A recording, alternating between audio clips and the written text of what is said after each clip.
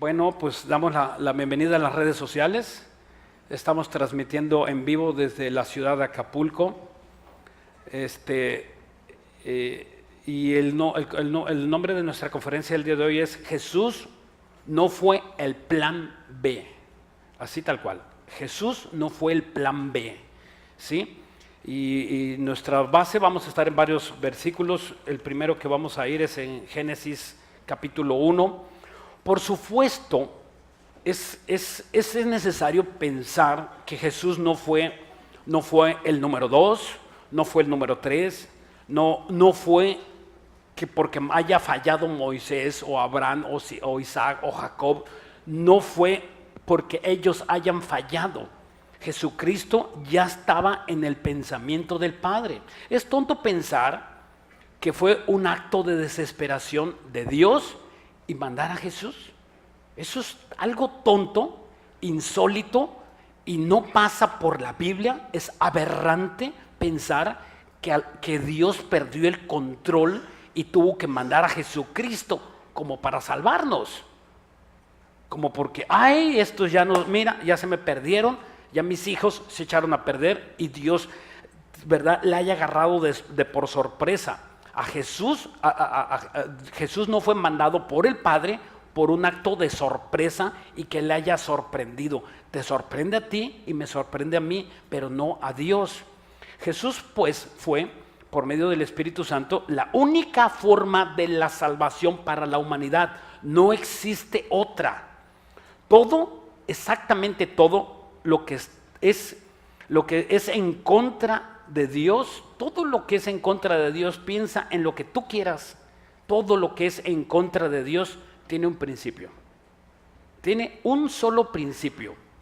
Satanás, los demonios, usan un principio para atraparte. Y es que tú no pienses. Cuando una persona no piensa, cuando una persona no tiene reflexiones profundas de las cosas que están sucediendo, esa persona está siendo atrapada por los brazos de este mundo, por los brazos y por las manos de demonios y del mismo Satanás. El no pensar, ¿verdad? El no pensar es justamente lo que el diablo quiere. Y nosotros tenemos que ser pensadores. Tú tienes que pensar, ejercitar ese pensamiento, que tú eras mecánico en la forma de pensar. Y yo también, ¿verdad? Pues el mundo lo hace, mi compadre lo hace, mi tío, mi papá y mis hermanos. Y ese pensamiento, eso no te lleva a ningún...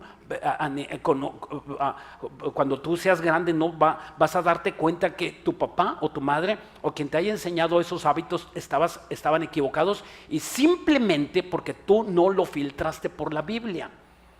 La obra pues del Espíritu Santo, contrariamente a lo que la Biblia enseña, a lo que el mundo enseña, es que nosotros tenemos que desarrollar ese bendito hábito de pensar. El espiritual todo lo juzga, lo checa, lo analiza. Dice, esto será de Dios, esto no será de Dios. El alcohol, el trastorno, el cigarro, el adulterio, la pornografía, todo esto que está pasando en este mundo que es cotidiano. En días pasados una persona allá en Tabasco, una mujer, una enfermera, no sé quién se dio cuenta de esa noticia, y estaba una niña que iba a abortar, había sido violada, pero ¿verdad?, su violador la embarazó.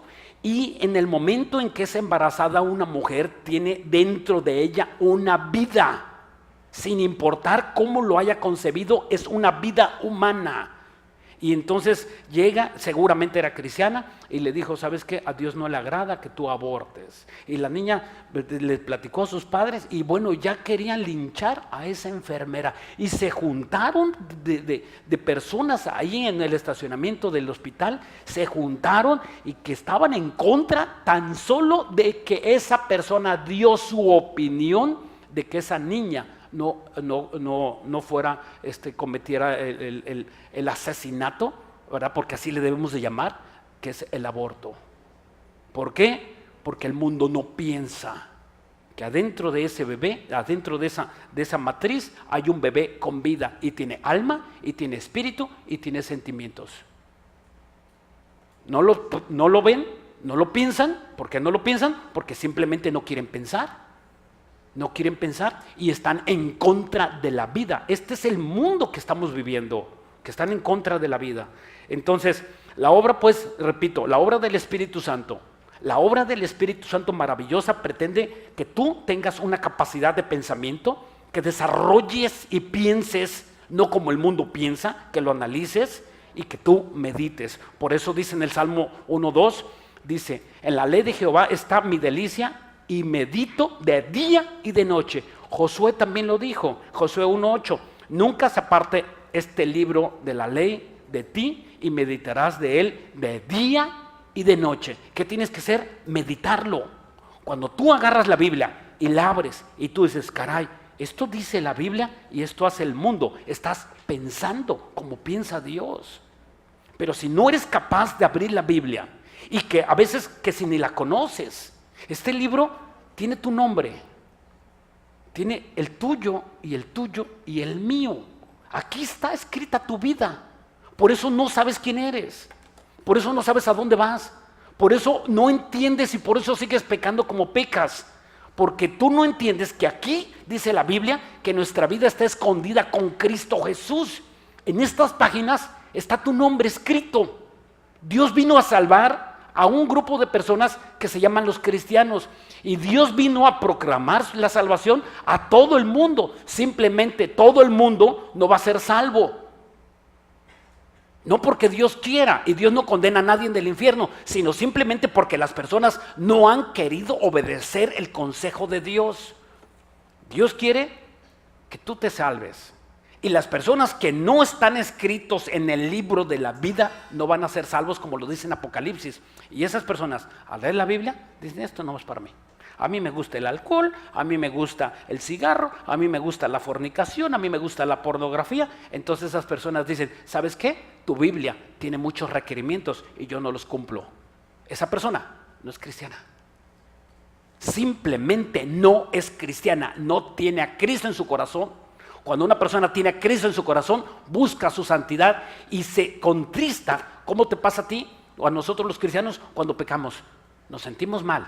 Y entre cristianos, déjame explicar esto a las personas que vienen aquí, que no son cristianos y que están oyendo por primera vez este mensaje. Entre un cristiano y una persona que no es cristiana, no hay nada de diferencia. Tú y yo somos pecadores, yo soy pecador y tú eres pecador. Simplemente yo he aprendido cómo lavar mis pecados. Es la diferencia. Tan sencillo como eso.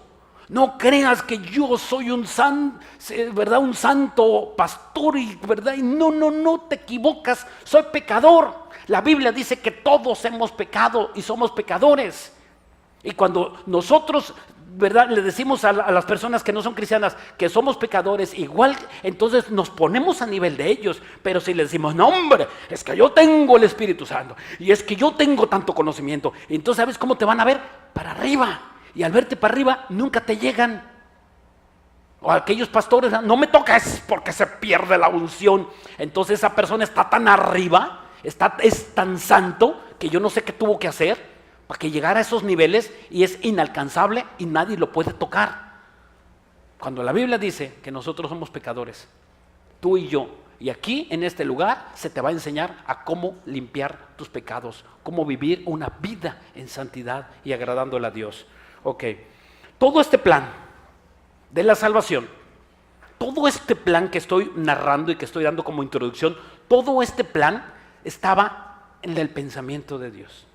Cuando Dios estaba allá con el Hijo, el Hijo, el Padre y el Espíritu Santo, estas tres personas que no son tres dioses, Dios es uno, representado en tres formas. Él, ¿verdad?, se representa en tres formas, en el Hijo, en el Padre y en el Espíritu Santo. Él estaba allá y entonces planeó la salvación para ti y para mí. Esta salvación perfecta, majestuosa, que nosotros ahora estamos experimentando. Todo esto no comenzó ayer, no comenzó antier, no comenzó hace 2000 años en la cruz. Escúchame. El plan de la salvación no comenzó hace 2000 años en la cruz. El plan de la salvación comenzó hace miles y millones de años. No fue ayer. Te enseñaron mal tus maestros de teología.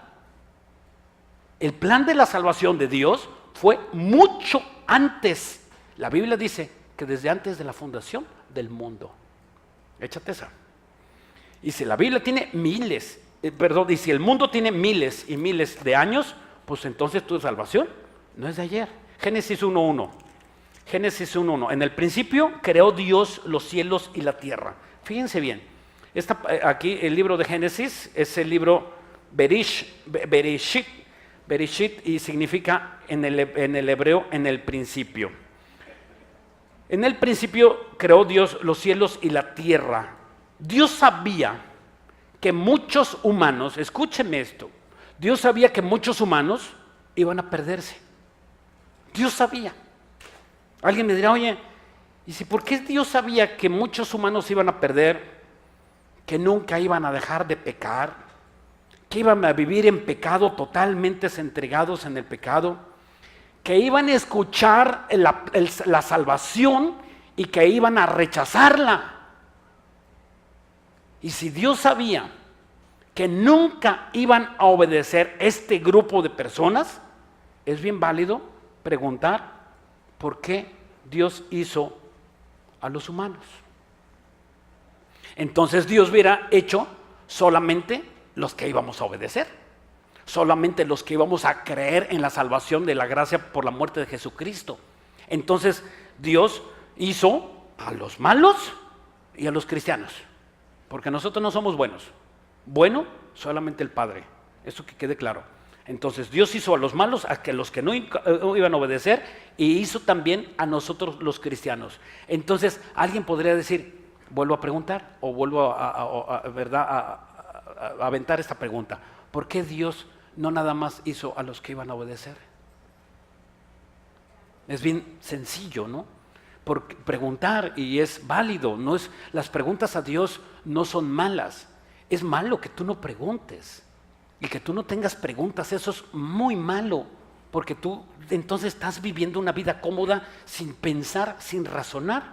Entonces la respuesta es muy sencilla: porque Dios hizo a los malos simplemente para que nosotros, los que íbamos a obedecer y los que íbamos a creer en Cristo, en la resurrección, en la muerte, en la sepultura de Cristo, nosotros teníamos la opción de obedecer y de no obedecer. ¿Están ahí los malos? ¿Están ahí los pecadores?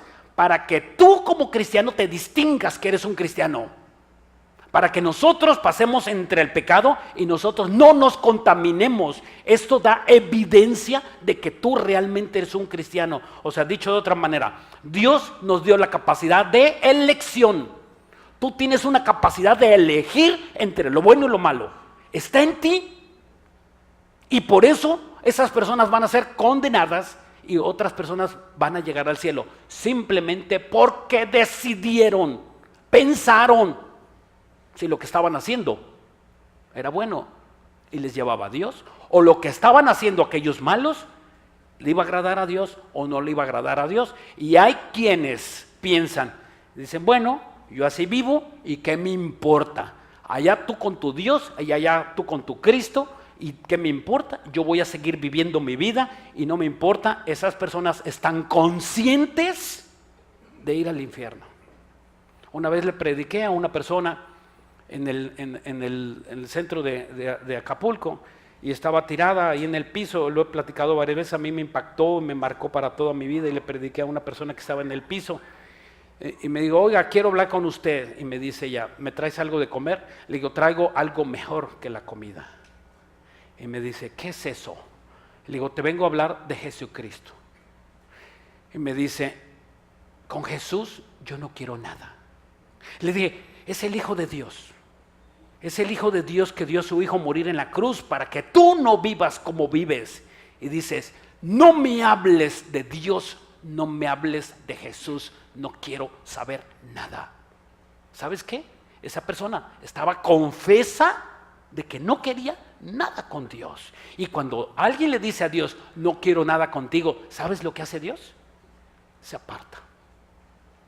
Se aparta y aplica lo que dice Romanos 1, que habiendo conocido a Dios, no le glorificaron, entonces esas personas invariablemente van a depravarse, van a hacerse más malas, van a vivir amargadas, van a vivir lejos de Dios, de las bendiciones, de la prosperidad, van a vivir lejos de todo lo que Dios quiere darte en este mundo. No puedes engañar a Dios. No podemos engañar a Dios. No puedes decir tú, bueno, es que recibo las bendiciones de Dios y es que me va re bien y en mi trabajo me va mejor que varios que cristianos y que se dicen cristianos. Es momentáneo. Es simplemente un momento que está pasando de Dios en tu vida y ahí tienes a Jacob, un cristiano desobediente, y también era bien bendecidote el hombre. ¿Por qué? Porque Dios estaba tratando con él y su amor, dice en Romanos capítulo 1, te guía, su benignidad de Dios te guía al arrepentimiento. ¿Por qué no pensar que Dios ha sido bueno contigo? ¿Por qué no pensar eso? Entonces aquí la pregunta es, ¿verdad? ¿Por qué Dios no hizo, por qué no hizo Dios a los buenos? Ya lo explicamos.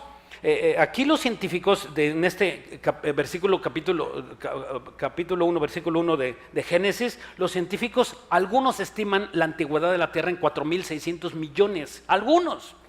Otros dicen que 15 billones de años tiene de antigüedad el planeta Tierra. Mira, ¿qué importa? Hay que ponernos de acuerdo con los científicos que la Tierra es muy antigua. Eso nadie lo sabe y no lo va a poder saber nadie. Pero lo que sí que no vamos a contradecir con ellos, y ellos tampoco con nosotros, que la humanidad tiene 6,000 años desde que Dios implantó a Adán y Eva en el huerto del Edén. 6,000 años de antigüedad. ¿Cómo lo sabemos, pastor? Por las genealogías. Las genealogías que narra la Biblia tienen 6,000 años de antigüedad. Entonces nosotros sabemos que la humanidad tiene 6,000 años, pero el planeta Tierra es muy antiguo. Entonces no se sabe, no se puede decir cuánto, ¿verdad? Ok, y dice aquí en Génesis 1:1, dice en el principio. Fíjate bien, esto es importante y es básico para el estudio que estamos teniendo. En el principio, pregunta, ¿en el principio de qué? O sea, de la vida de Dios. ¿Cuándo? O sea, Dios era, dice la Biblia que Dios ya era. Entonces, si Él creó el mundo, el planeta, el universo, porque Él creó los astros, creó el cielo, creó el sol y todos los planetas y todas las galaxias, Dios las creó en un segundo, porque Dios no habita en la luna, ni en Marte, ni en Júpiter, ni en otra galaxia. La Biblia dice que Dios habita en el tercer cielo. Un cielo que nosotros no podemos ver. Y de ahí para abajo todo es creación de Dios. Si tú ves los planetas y las estrellas, fueron creadas aquí en el versículo 1 de Génesis. Dios los creó en un momento. ¿Y cómo sabemos que han sido creados? Porque tú te das cuenta que el planeta Tierra se está desgastando. Y te das cuenta que la luna, el sol, se está desgastando, este planeta se está desintegrando por la corrupción del pecado. ¿Por qué estás envejeciendo? Por la corrupción del pecado. ¿Por qué tienes enfermedades? Por la corrupción del pecado. Pero ya me arrepentí, ok, entonces, ¿verdad? Vamos a morir porque este cuerpo corruptible tiene que morir. Dice en 1 Corintios capítulo 7, todos nosotros tenemos que morir por la corrupción del pecado, pero unos nada más vamos a morir físicamente. Los cristianos vamos a morir físicamente. El no cristiano va a morir dos formas: física y espiritualmente. Ok, entonces este principio es el principio del tiempo. Lo que Dios hizo en el versículo 2 dice en el versículo 2 lo leemos: y la tierra estaba desordenada y vacía, y las tinieblas estaban sobre la faz del abismo, y el Espíritu de Dios se movía sobre la faz de las aguas. O sea, ¿qué pasó? En los siguientes versículos vemos que Dios crea la vida en el planeta Tierra. Pero el planeta Tierra fue creado en el capítulo 1 y hubo algo pasó entre el capítulo 1 y el capítulo 2 que Dios en el versículo 2, solamente Dios lo que hizo es reactivar el universo. El universo lo reactivó, Entonces, después narra todos los demás versículos que Dios en el primer día creó las semillas, las aves, los cielos, y hasta el sexto día creó al humano. Ok, ¿qué pasó aquí? Alguien dijera, ¿qué pasó? En Ezequiel 28:1, te lo dejo a tarea, y en Isaías 14:12, habla de un juicio de Satanás. Satanás era un ser, era que tenía cuerpo. Los ángeles tenían cuerpo, ahora no tienen cuerpo, no se presentan físicamente, ¿verdad? Solamente Jesús podemos ver que tiene cuerpo, es verdad. Cuando Tomás lo tocó y todos decían, es espíritu, los testigos de Jehová dicen que Jesucristo resucitó en gases.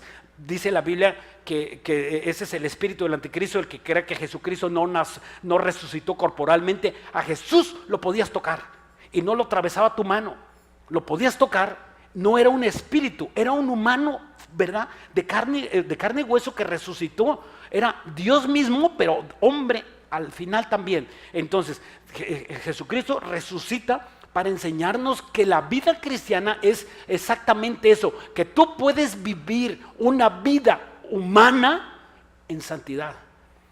Y también dice en Apocalipsis 12:4 que los ángeles, que una tercera parte de los ángeles cayeron en pecado y fueron juzgados por Dios y fueron separados de las huestes de Dios. Ok, ¿qué significa esto? Que hubo un juicio, que hubo una guerra cósmica como nunca la hubo. Y rastros de esa guerra cósmica, que ya estaba planeado por Dios. Ya Dios había puesto a Satanás, que no puso a Satanás. Dios no inventó al mal. Dios puso a un ser que se llamaba Luzbel, luz bella, luz hermosa, y este hombre era mega inteligente.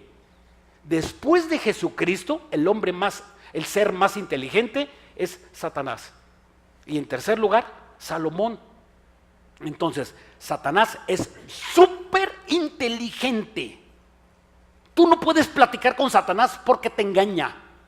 Tú no puedes permitir entrar en el pecado porque en el momento en que tú das entrada al pecado, tú no sabes si sales. Entonces, ahí algo pasó. Dicen de ahí se desprende la teoría del Big Bang. ¿Has oído esa teoría? Ok, esa teoría del Big Bang, dicen ellos, y observan el planeta Tierra y observan la luna, y tiene cráteres. Y tú ves en el desierto de Sonora, en el desierto del Pinacate, hay uno de los cráteres más grandes de todo el mundo. Y tú dices, ¿cómo se generó? Si Dios hizo perfecta la creación, ¿cómo es que hubo este cráter? Hubo una guerra cósmica. La única guerra cósmica narrada en la Biblia fue cuando Dios le quitó el control a Satanás físico. Ahora tiene Satanás un control espiritual. Ahora nosotros estamos en esta vida físicamente, pero el control espiritual lo sigue teniendo Satanás. Entonces, la teoría del Big Bang, vuelvo al punto, la teoría del Big Bang, los científicos dicen, caray, aquí hay un cráter, en la luna hay cráteres, hubo una explosión cósmica y se originó el Big Bang. Y al originarse el Big Bang, pues se creó la humanidad. Esto contradice totalmente a la Biblia, porque la Biblia dice que nosotros fuimos puestos en el huerto del Edén. Entonces, ellos afirman, fíjate la tontería del Big Bang. Ellos afirman que el Big Bang no existía, antes del Big Bang no existía el tiempo. ¿Estamos de acuerdo con ellos? Porque el tiempo empezó cuando dice aquí Génesis 1:1, ¿verdad? Dice, ¿lo volvemos a leer? ¿Cómo dice? Dice, en el principio Dios creó los cielos. O sea, dice aquí, en el principio. O sea, hubo un principio. ¿Cuándo? Hace miles y millones de años. En el principio. Entonces no existía el tiempo. Los científicos saben que no existía el tiempo y ellos dicen, bueno, se generó el tiempo en el momento de la explosión. Y ellos dicen que el Big Bang se generó en una micra de segundo. Entonces, pregunta, ¿existía el tiempo o no existía? ¿Existía o no existía? Para ellos es una contradicción. Para ellos, ¿ya me estoy explicando? Para ellos era una contradicción, porque ellos dicen que no existía el tiempo, pero se generó en una micra de segundo la explosión. Y si hubo una explosión, vamos a suponer que Dios usó una explosión para hacer los cielos y los planetas, ¿verdad? Porque nadie sabe cómo lo hizo. Ok, ¿quién le puso el cerillo? ¿Quién se lo puso? Pregúntaselo a tu maestro que te predica del Big Bang. Dile que quién le puso el cerillo. Y lo vas a dejar sin habla. 1 Pedro 1:18.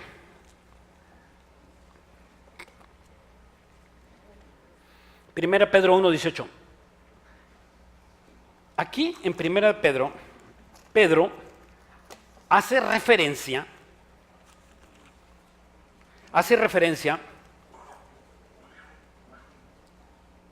y dice, ¿verdad? ¿Desde cuándo es esta creación? Y dice aquí de la llegada de Jesús. 1 Pedro 1:18, ¿ya lo tienes? Sabiendo que fuiste rescatados de vuestra vana manera de vivir, la cual recibiste de vuestros padres, no como cosas corruptibles, como oro o plata, sino con la sangre preciosa de Cristo, como de un cordero sin mancha y sin contaminación. Hasta aquí estamos de acuerdo. Versículo 20.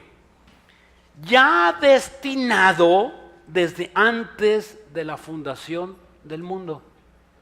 O sea, Jesucristo vino a este planeta Tierra antes de que existiera el planeta Tierra.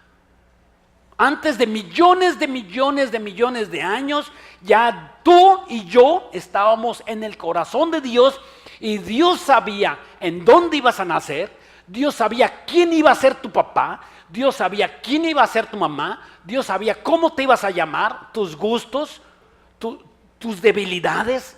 Dios te conocía antes con un preconocimiento maravilloso que solamente Dios puede tener. Ya Dios te conocía, sabía exactamente todo. Alguien podría decir, oye, pastor, ¿y sabía Dios cuando me violaron de niño? ¿Y sabía Dios que me iba a abandonar mi esposo? ¿Y sabía Dios que iban a asesinar a uno de mis hijos? ¿Y sabía Dios que me iban a robar y que me iba a traicionar mi esposa? ¿Y sabía Dios lo malo que te iba a suceder a ti? Sí. Sí lo sabía. Dios lo sabe todo. Y Dios usó eso malo que pasó en tu vida para que te acerques. Para que te acerques a Él. Y Dios sigue usando situaciones difíciles en tu vida para que conozcas que Dios está tratando contigo, para que te acerques. Por eso Dios permite que a otras personas les vaya mal, para que tú veas, ah, caray, pude haber sido yo. Entonces, si tú piensas que podías haber sido tú y tú estás intacto, salvo, sano y me estás oyendo y tienes vida en este momento, Dios lo preparó desde antes de la fundación del mundo para que tú escucharas, para que tú entendieras, para que te caiga el 20. Como decíamos cuando los teléfonos viejitos, ¿te acuerdas? Ok, para eso Dios lo usó. Desde antes. No eres obra de una relación sexual y no tienes padre. No, Dios lo preparó. Ya estabas planeado por Dios. ¿Cómo? Pues de esa forma que naciste. ¿En dónde? Pues donde naciste. Y llegó el momento en que tú le ibas a conocer. O sea, aquí pues podemos entender que no fue un acto de desesperación, no fue un momento emergente, como la iglesia emergente, ¿verdad? Que es una secta de la iglesia emergente, que ellos tienen un principio, que no importa la creencia que tú tengas, puedes acercarte a la iglesia emergente. Repito, es una secta. Y ellos dicen que vas a alcanzar el bienestar por el conocimiento, vas a alcanzar el bienestar cultural por el y llegar al posmodernismo. O sea, ellos te ofrecen a tenerlo todo. Eso no está en la Biblia. ¿O qué fue sorpresa de Dios? Sí, caray, se me echó a perder Adán y Eva, ¿qué hago? Y después, oye, también ya pecó el pueblo de Israel, se me echaron a perder. Oye, me hubieran avisado, ángeles, ¿cómo es posible que no me hayan dicho lo que estaba pasando allá con la humanidad? Y ya se echó a perder Acapulco y México, se están echando a perder, y la droga y el alcohol, y como que, ¿verdad? Dios esté desesperado. ¿Y qué hago? ¿Qué hago? Oye, Jesús, ¿podrías tú hacer la salvación? ¿Y podrías ir a salvar la humanidad? Oye, pero yo, ¿por qué no mandas a los ángeles? ¿Por qué no mandas a Gabriel? No. Esto ya estaba planeado dentro del pensamiento de Dios. No lo agarró a Dios de sorpresa. Ese no es el Dios de la Biblia. Ni tampoco lo agarró en aprietos. Ay, ¿y ahora qué hago? O en un sobresalto. Una vez le prediqué a una persona, ¿sabes qué? Que Cristo, el Hijo de Dios mismo, puede bajar contigo y sentarse aquí contigo y ayudarte y escucharte como si fuera yo contigo, platicar yo contigo, pero yo no soy nadie, pero tú puedes platicar justamente con el Hijo de Dios y tú puedes decirle todas las cosas que tú tienes. Y se quedó, dice, ¿yo puedo hacer eso? Digo, sí, tú puedes hacer eso. Y se quedó pensando, dice, no. ¿Sabes qué? Yo creo que Dios existe. Pero de aquí a que venga Dios conmigo y me escuche, Él tiene mucho trabajo allá en las guerras. ¿Y sabes qué? Es minimizar a Dios. Hacerlo chiquitito, chiquitito, chiquitito.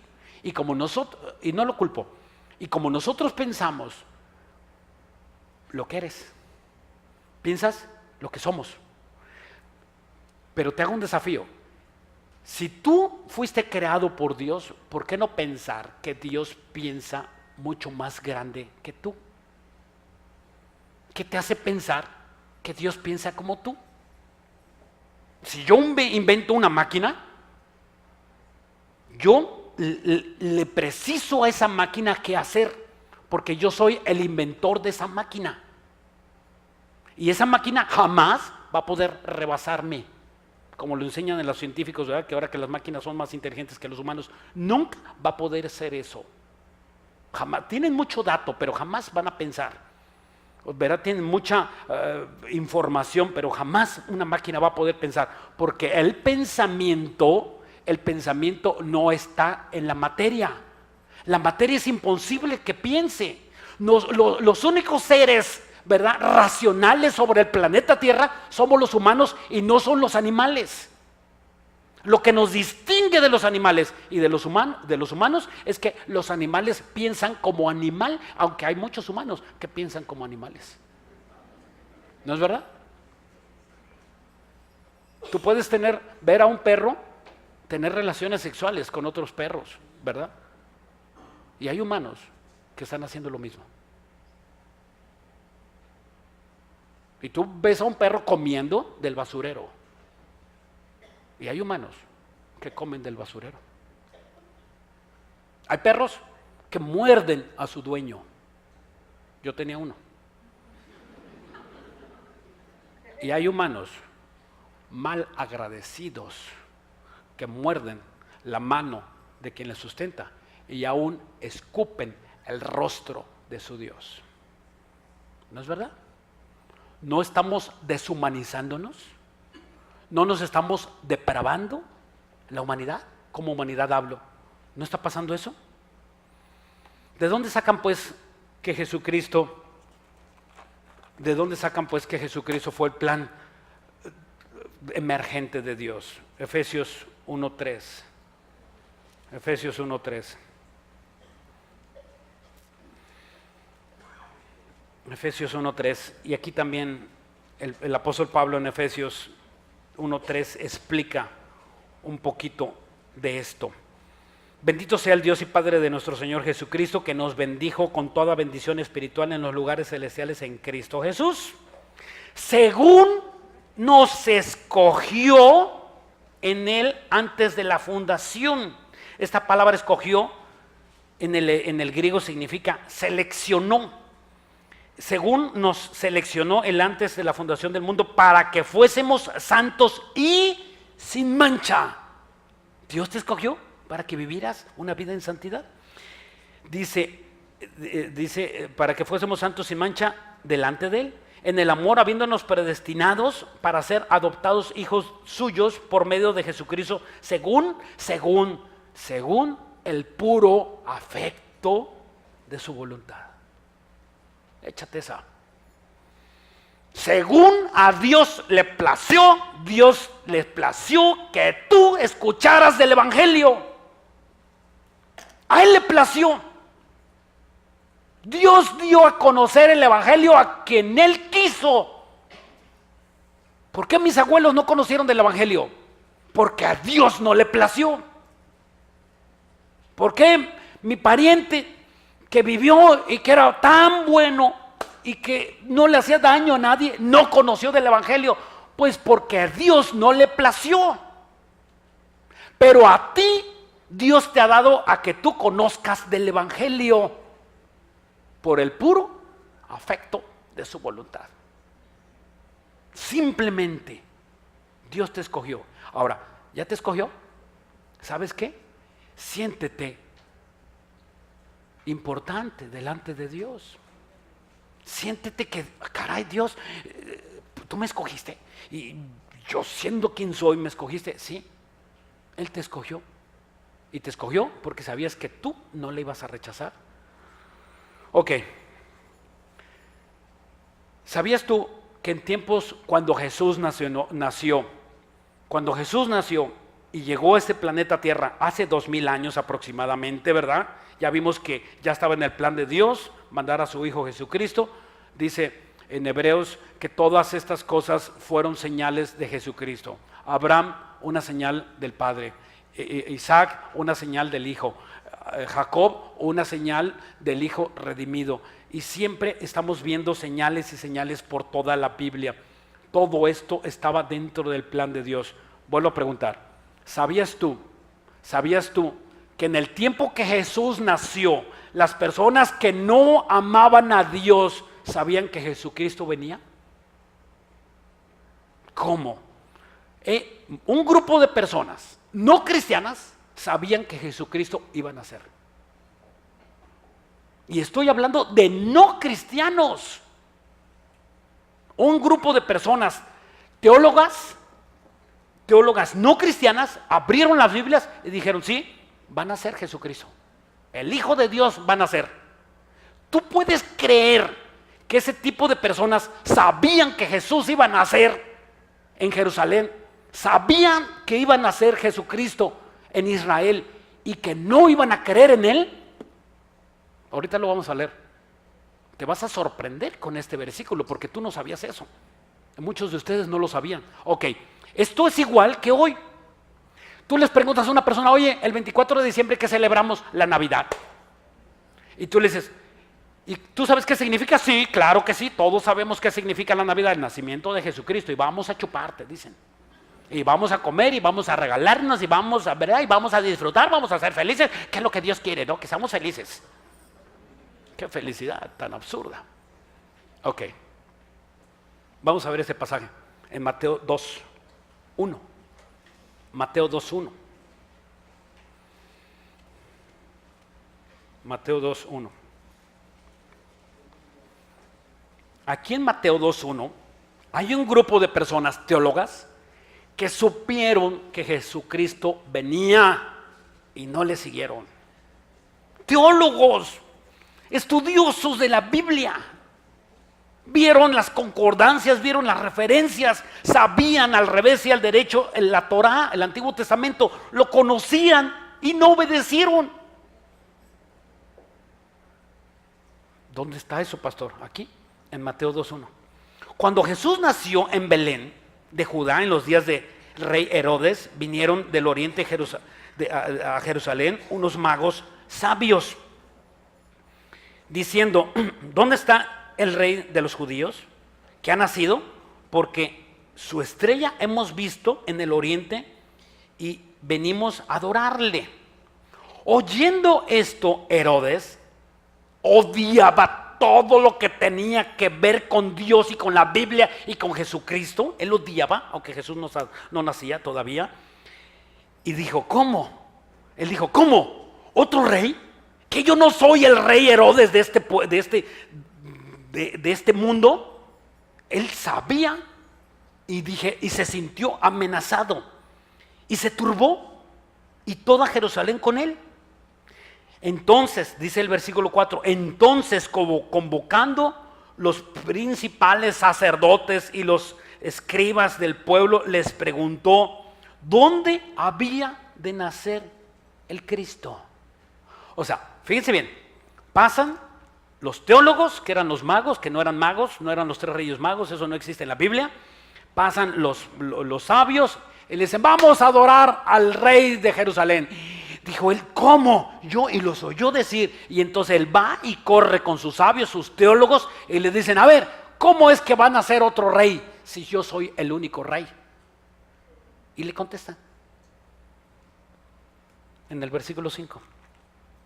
Ellos le dijeron: en Belén de Judea, porque así está escrito por el profeta.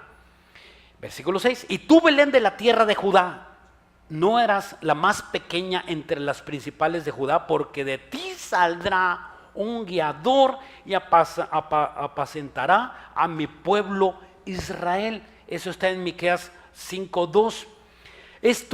Esta profecía, ¿verdad? Esta profecía de Miqueas está 750 años antes de que naciera Jesús. Y los teólogos lo vieron y dijeron: sí. Y vieron también Daniel en las profecías de las 70 semanas y agarraron el libro de Daniel, en Daniel 9:24, abrieron la Biblia y dijeron: aquí está, se cumple el tiempo de que Jesucristo nazca. Eran teólogos sin temor de Dios. Conocían perfectamente la Biblia, conocían que Jesucristo iba a nacer, ¿verdad?, en un pesebre, sabían que iba a venir. ¿Y por qué no le siguieron? Igual que hoy. No estamos en tiempos diferentes. Una vez otro hermano me dice: pastor, a mí me hubiera gustado caminar con Jesús y caminar, ¿verdad?, y ser un Abraham, un Isaac, y ¿verdad?, ser el chalán ahí de alguno de ellos. Me hubiera gustado. No sabes lo que estás diciendo. Ellos, los del Antiguo Testamento, van a preguntarnos a nosotros nuestras experiencias. Cuando tú veas a Abraham y tú vas a decir: oye, tú vas a ver a Abraham, me vas a decir: cállate la boca, dime qué sentías tener el Espíritu Santo, no me digas más. Y cuando ellos te digan qué sentías tener el Espíritu Santo, te van a dejar sin habla, porque ellos nunca tuvieron el Espíritu Santo completo como nosotros lo tenemos. En David, el Espíritu Santo venía un día, 2 días, no narra la Biblia cuánto tiempo, y escribía, ¿verdad?, los cantos, y escribía los salmos, y de repente el Espíritu Santo se iba. En Sansón, en Samuel, en el rey Saúl, en el que tú me digas, el Espíritu Santo venía un tiempo y ellos disfrutaban esa presencia con el Espíritu Santo, y de repente se iba. En ti el Espíritu Santo vino a quedarse, y estaré con vosotros hasta el fin del mundo. Está en ti. Abraham, escúchame, hermano, Abraham, Isaac, Jacob, el que me digas, David, el grande rey de Israel, nos va a preguntar a nosotros qué se sentía tener el Espíritu Santo las 24 horas del día. Porque yo escribía salmos y cantaba y escribía canciones. ¿Tú qué hacías? Dime qué hacías. Te vas a poner a temblar. ¿No ganaste almas? ¿Qué hiciste con el Espíritu Santo que está dentro de vosotros? Es algo que debe de calarnos. Debe de cambiar tu vida. Y si tú sigues siendo el mismo amargado dentro, ¿verdad? Y que no has perdonado a tus hermanos, a tu papá, ¿verdad? A tu líder, y sigues siendo, ¿verdad? Y que yo soy el Juan Camaray, y que por qué me trataron mal. ¿Quién sabe? ¿Está en ti el Espíritu Santo o lo tienes contristado? Hasta que tú no tienes una reflexión profunda. Señor, si yo tengo el Espíritu Santo es para que tú cambies, hermano, y se te ponga una sonrisa en la cara, en el rostro, y seas amable y bendigas a todos los demás, y no estés con una cara de mustio y estés sentado y que me importa a mí lo que me digan, y yo soy cristiano, mira, hermano, y si yo soy cristiano, yo con que tenga mi salvación y que hay todos los demás no me importa. Tú no puedes pensar que eres cristiano, porque no existe el llanero solitario. Nosotros somos de un cuerpo de Cristo, y unos ojos, otros pies, otras manos, otros, ¿verdad? Todos somos un cuerpo de Cristo, y cuando uno está caído, el otro, los demás se duelen. Y si tú ves a un hermano que está necesitado, ¿por qué te portas indiferente? ¿Por qué eres así? Pues porque a mí me han tratado mal, y a mí qué me importa, y que no fueron a mi fiesta, y que no fueron, y que, ¿verdad? Y que me dejaron solito, y que cuando estaba enfermo nadie se acordó de mí. ¿Y qué? ¿Dios no tiene el control de todo? Y si Dios tiene el control de todo, ¿por qué culpas a los hermanos? Culpa a Dios.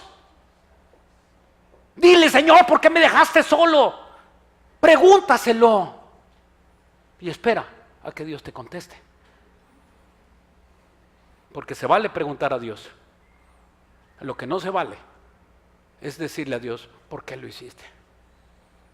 Porque nunca vas a entender lo que Dios está haciendo en tu vida. No lo vas a entender. No lo vamos a entender. Hasta después de un tiempo lo vamos a entender. Lo que Dios está haciendo en este momento no lo entendemos. Hasta que pasen algunos años, meses, entonces lo vas a entender. Ok. Vamos a Mateo 2. Mateo 2. No. Perdón, Isaías 9. Isaías 9. Isaías 9, aquí está hablando también del nacimiento de Jesús. Isaías 9, esto con 750 años también de antigüedad, casi igual que Miqueas, también profetizó la llegada de nuestro Señor Jesucristo. Jesucristo es nuestro Salvador. Muchas personas, hablaba yo con una persona y me decía, oye, pues Jesucristo es mi amigo. Y tenía imágenes de adoración de dioses y de vírgenes y de cosas de esas. Y yo dije, Dios no tiene amigos paganos. Lo pensé, Dios no tiene amigos paganos. Si realmente tú te sientes amigo de Jesús, que claro que Él propone que tú seas amigo de Él. Y te digo una cosa, yo no califico para ser amigo de Jesús. Yo no califico, quizá tú sí, yo no. Yo el pecado que tengo y las tentaciones que tengo, yo no califico para ser amigo de Jesús. Jesús para mí, y la mejor posición, y no te quiero decir que yo sea peor que tú, a lo mejor tú eres peor que yo, me considero pecador, salvado, lavado por la sangre de Jesucristo. A lo que quiero decir es que yo no califico por amigo de Jesús, no califico por eso. Yo lo que creo es que Jesucristo tiene mucha misericordia conmigo. Y fíjate, te voy a decir otro versículo. La Biblia dice que al que mucho se le perdona, mucho se le ama. Y lo que sí estoy seguro, de eso sí te puedo asegurar, que Jesucristo me ama a mí, y yo no sé más a mí que a ti. Porque a mí me ha perdonado unas, y yo espero que a ti te haya perdonado otras. Isaías 9. Porque niño nos es nacido, hijo nos es dado, y el principado sobre su nombre, el principado sobre su nombre y llamará su nombre admirable, consejero, Dios fuerte, Padre eterno, príncipe de paz. Ok, fíjense bien, dice aquí, porque niño nos es nacido. Esta palabra, ¿verdad? Aquí en Isaías dice que hijo nos es nacido. Este hijo nacido es en el griego la palabra natividad o Navidad, lo que simboliza nacimiento o el nacimiento. Ok, el nacimiento de Jesús, que es la Navidad, no simboliza los regalos. O sea, perdón, no es dar regalos. La Navidad no es dar regalos. La Navidad no es una fiesta de alcohol, no es una fiesta donde tengas que gastar, no es la Navidad no es recibir aguinaldos, la Navidad no es cenar, la Navidad no son los villancicos, la Navidad es recordar el nacimiento de Jesucristo. Y si tú vas a una fiesta y te invitan a celebrar la Navidad, lo que tú tienes que hacer en ese lugar es recordar, y les lees Isaías 9 y te levantas enfrente de todos y le decimos, tenemos todos nosotros venimos a la invitación de Jesucristo a celebrar la fiesta de nacimiento, no tuyo, no mío, de nuestro Señor y Salvador Jesucristo. Él es el que nació en Navidad, es el nacimiento que celebró Jesús. Entonces, cuando nosotros entendemos que no son los rituales del mundo, tú debes de cambiar tu mentalidad. Alguien me pregunta, pastor, ¿y puedo ir a las fiestas? Ve, pues ve, si te invitan a comer, pues también me invitas. A la cena, sí, se preparan un bacalao sabroso, pues ahí te mochas, ¿no? Mi mamá hacía un excelente bacalao, por eso amo el bacalao. Y entonces, claro, digamos entender esto, quítate el legalismo de tu cabeza. Ay, es que Jesús nació en diciembre, no puedo ser. Deja de persinarte, hermano. Déjate de persinar, es buen momento para predicar. Lo que tenemos que entender es que Jesucristo efectivamente no nació en diciembre. Sí, la Biblia dice que nació en el mes de Tisri, que es entre febrero y septiembre y octubre. Entonces, en esos meses nació, pero el mundo celebra el nacimiento de Jesús en Navidad, en diciembre, y no nos vamos a pelear con ellos. No nos vamos a pelear, no, es que aquí esta fiesta es pagana. No, hermano, más pagano lo que tú y yo hacíamos, ¿no es verdad? Y es momento de predicar. Y abras tu Biblia, qué buen momento para predicar. Oye, que si el arbolito de Navidad y que las flores, hermano, pon lo que quieras menos Santa Claus, porque Santa Claus es un duende que además es omnipresente, está aquí y en China y en todos los lugares. Ese es un demonio. Puedes, ¿verdad? Oye, pero la Biblia, que aquellos que adoran el árbol, ¿tú adoras el árbol de Navidad?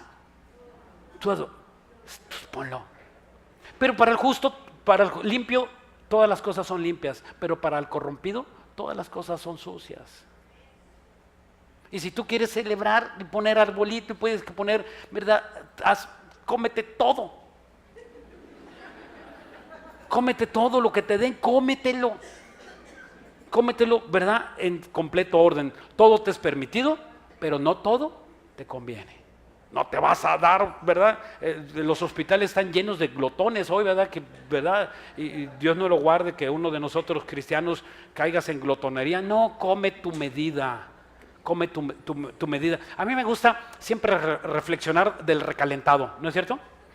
¿Qué sabroso el recalentado? Sí, híjole, sabroso. Es lo mejor, ¿verdad? Yo ya estoy pensando en el recalentado del otro día. ¿Sí o no? ¿Sí o no? Sí, ¿verdad? ¿Y sabes por qué? Porque cuando vas y te lo comes, hoy tiene un saborcito especial.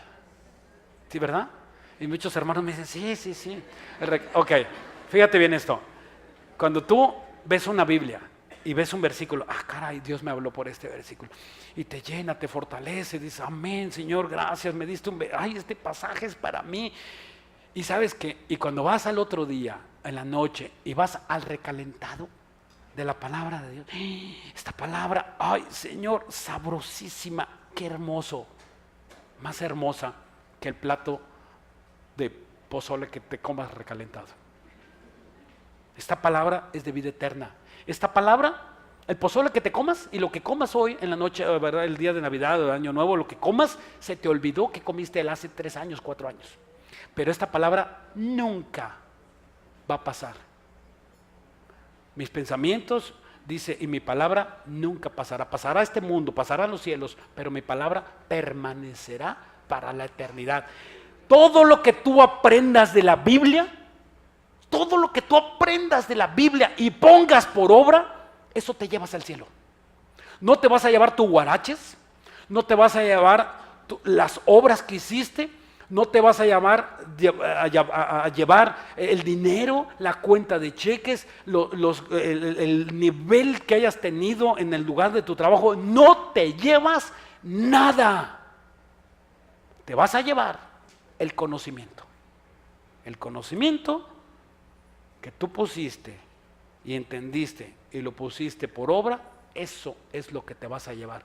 No hay otra cosa. No existe. Bueno, ni el cuerpo arrugado que algunos tenemos, nos vamos a llevar. ¿Y del cual presumes? ¿Y de cuál presumes? Porque algunos presumen, no hombre, yo, ¿verdad? No, tampoco, ese cuerpo se queda. Ok. Cuando nosotros reflexionamos en la muerte de Jesús, vamos a terminar aquí en Gálatas 4:4. Gálatas 4:4. Este Gálatas 4:4, fíjense bien hermanos, con ese termino, con este versículo termino. Gálatas 4:4 tiene 2 vertientes. Este Gálatas 4:4 tiene 2 vertientes. Fíjate bien, la palabra de Dios es tan profunda que no acabamos de escudriñarla. Tiene 2 vertientes. Una, cuando Cristo vino. Dice que cuando vino, se cumplió los tiempos de que Jesús viniera, pero también se cumple cuando tú te convertiste. O sea, tiene 2 vertientes, dije. Tiene 2 enseñanzas. Una, cuando tú te convertiste, y otra, cuando Cristo vino. Fíjate bien, analízalo bien, piensa. Pero cuando vino el cumplimiento del tiempo, Dios envió a su Hijo nacido de mujer, nacido bajo la ley. O sea, ¿cuándo se cumplió este versículo? Hace 2000 años. Espérame, pero se cumplió para Jesús. ¿Y cuándo se cumplió para mí? ¿Cuándo se cumplió para ti? ¿Cuándo? El día en que tú te convertiste. O sea, ¿cuándo? Cuando se te predicó el Evangelio. Cuando se te predicó el Evangelio, que es una fecha que no puedes olvidar, porque hay algo que pasa en nosotros, se abre el entendimiento. Algunos lloran, algunos, ¿verdad?, quedan impactados. No es por lo externo, sino es por lo interno, que tú quedas con una convicción que digas, caray, Cristo murió por nosotros, sí, y resucitó, sí, y ese fue el plan para salvar a mi vida, sí. Cuando tú entiendes eso, invariablemente cuando lo entiendes te vas a convertir. Dice versículo 5, para que redimiese a los que estaban bajo la ley, a fin de que recibiésemos la adopción de hijos. ¿Cuándo sucedió? Hace 2000 años para Jesús, pero hace algunos pocos años para tu vida y para la mía. Y dice el versículo 6, por cuanto sois hijos de Dios, envió a vuestros corazones el Espíritu de Dios, del Hijo, Espíritu de su Hijo, el cual clamamos, Abba Padre. Cuando Jesucristo, esta palabra es impresionante, cuando Jesucristo estaba en la cruz, y estaba Él en la cruz, Él dijo, Abba Padre. Él no dijo Abba Padre en griego, Él dijo en arameo, Elí, Elí, lama sabactani. O sea, Él estaba hablando en hebreo antiguo y Él estaba hablando, Padre mío, estaba crucificado, Padre mío, papito lindo, es el mismo significado que Abba Padre. en griego y él estaba hablando en hebreo, y muchos de los soldados que estaban todavía picándole con la lanza le decían, está hablando a uno, a Elías, está hablando y nadie viene.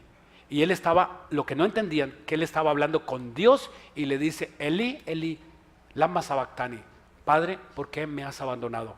Y así nosotros podemos clamar a Dios, Abba Padre. Y Abba Padre significa papito. Cuando tú tienes la confianza con Dios y tú platicas con tu Padre, no dices, oiga Padre, ¿qué pasó? Ya llegué. ¿Sabes quién es ese? Un desconocido. Ese es desconocido en la casa de papá. Pero cuando tú llegas y le dices, papito, papito, lindo, precioso, y tú sabes que estás a cuentas con él, lo besas, lo abrazas y lo amas. Padre, ¿me podrá usted perdonar? Eres desconocido. Estás lejos. ¿Y será que podría yo tener una bendición suya? Dios quiere que le hables de tú. Que tengas intimidad con Él. Que le digas lo que tú sientes, que le digas tus problemas. Es el mejor de los padres. Dice en Isaías que aunque tu padre y tu madre te dejaran, yo nunca me voy a olvidar de ti. O sea, Dios no se va a olvidar de ti jamás. Es tu padre. Te creó. Le dueles. Te puso en el vientre de una mujer que se llama tu madre, pero él ya no es tu mamá. Tu padre real, y tu padre real es Dios. Todos los demás somos instrumentos al cual tienes que amar y bendecir.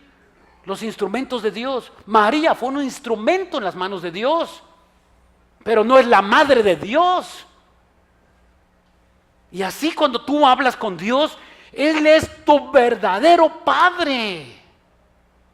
Y cuando tú te acercas a Él y lo amas y le dices, Dios, gracias por la salvación, gracias por la salud, gracias por la economía, gracias por todo lo que tú estás haciendo en mi vida, y entonces tú empiezas a tener una comunión con Él de Abba Padre. Si Jesucristo murió en la muerte más horrorosa, más la muerte en la cruz ni siquiera es comparable con la silla eléctrica o con la inyección letal. La muerte en la cruz es una lenta agonía que podían agonizar 2, 3 o 4 horas muriendo lentamente, con mucho dolor. Los romanos eran expertos en el arte del sufrimiento. Sabían cómo hacer sufrir a una persona. Eran sumamente masoquistas, ¿verdad? Y golpeaban a la gente, pero no la mataban, no le daban un latigazo de más para que no se muriera y sufriera en la cruz. Y si eso le hicimos al Hijo de Dios, hermano, qué bueno que yo no lo maté, tú lo mataste. Tus pecados lo llevaron a la cruz.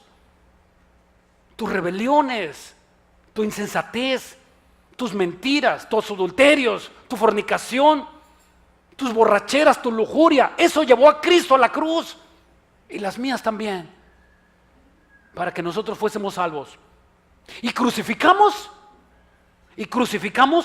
al Señor de gloria, al hermoso, al santo, al maravilloso, al hombre más manso que ha existido sobre el planeta Tierra, al hombre más hermoso, más humilde y más amoroso, para que tú disfrutes de ese amor y puedas manifestarlo a todos los que están contigo, sobre todo ahora que es Navidad. Vamos a inclinar nuestros rostros. Jesús, gracias por este maravilloso llamado que nos has hecho. No nos queda otra, Jesús, más que agradecerte con todo nuestro corazón todo lo que tú hiciste en la cruz. Ahora reflexionamos, Jesús, que si Cristo tú moriste por nosotros, ¿cómo nosotros no hemos de andar en vida nueva? ¿Cómo nosotros no hemos de estar agradecidos, Dios, y pensando que tú tienes el control de cada una de las cosas que nos pasa y también de las cosas que nos han pasado. Hoy Dios te está llevando a que tú pienses, a que tú cambies tu forma de pensar. Dice que si Jesucristo no fue un plan B para nuestra salvación, Jesucristo fue para salvarte a ti, ya destinado de la fundación del mundo para nosotros. Se manifestó simplemente hace 2000 años. Cristo era y es y existe y está. Hoy está aquí con nosotros. Él está aquí. Si lo pudieras ver, tan solo si lo pudieras tocar, está aquí. Es invisible, pero está. Puedes decirle que lo amas, o puedes decirle que no lo amas, o puedes decirle que te perdone, o puedes decirle que has estado en contra de él, o puedes decirle que quieres conocerlo, o puedes decirle que has sufrido y que tienes dolor, y puedes decirle que quieres que te quite el dolor, que te quite la enfermedad, que te quite la angustia, que te quite el sufrimiento. Dios puede hacer todo eso a través de su Hijo Jesucristo. El que murió es Jesús para que tú no mueras. El santo de los santos por los pecadores, por los impíos. Aquí está Él ofreciéndonos que puede cambiar tu vida, como lo ha hecho con algunos de nosotros que estamos aquí. Dios puede transformar tu vida en un segundo y salir de esa tristeza profunda a un gozo indescriptible. Jesús, quiero recibirte. Yo no quiero ser de esos insensatos. Quiero caminar contigo de tu mano. Quiero experimentar contigo un cambio de vida. Que me lleves de tu mano. Jesús, Hijo de David, ten misericordia de mis pecados. Lávame. Quítame cada mancha, cada negro, cada rebelión que he tenido contra ti. Límpiame y quiero recibir la paz de Dios, la paz tuya, Jesús. Quiero que se cumpla esto en este momento y salir de este lugar no como llegué, sino transformado por la sangre maravillosa que tú derramaste en la cruz del Calvario. Te recibo como mi Señor y como mi Salvador. Esta palabra ha impactado a mi vida y quiero caminar a partir de hoy de tu mano. Te lo pido y te doy las gracias. Bendito Señor, bendita Navidad. En el nombre de Cristo Jesús, amén y amén. Un aplauso.